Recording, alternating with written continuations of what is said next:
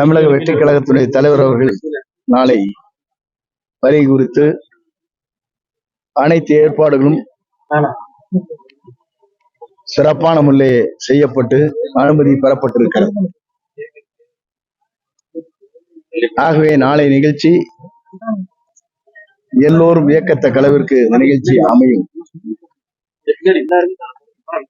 அனைத்து வசதிகளும் செய்யப்பட்டிருக்கிறது. தேவையான அனைத்து வசதிகளையும்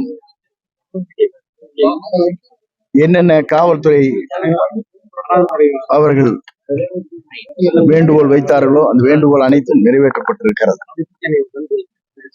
பாதுகாப்பு, குடிநீர், ரெஸ்ட் ரூம்,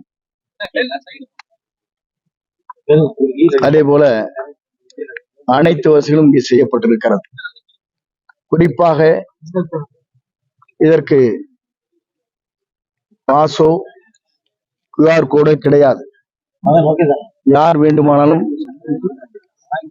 மகிழ்ச்சியோடு வந்து செல்லலாம்.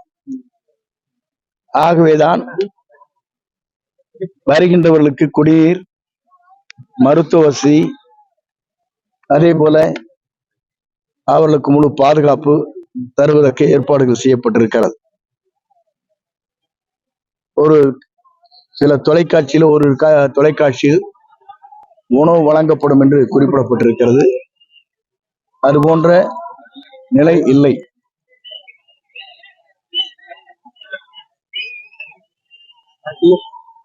ஆகவேதான் வருகின்றவர்களுக்கு தேவையான குடிநீர், முழு பாதுகாப்பு, மருத்துவ வசதி, ரெஸ்ட் ரூம், வாகனங்கள் அருகாமையில் நிறுத்துவதற்கும் ஏற்பாடுகள் செய்யப்பட்டிருக்கிறது. ஆகவே அனைவரும் இந்த நிகழ்ச்சியிலே அவருடைய பேருரையை கேட்டு எதிர்கால தமிழகத்தை உருவாக்க இருக்கிற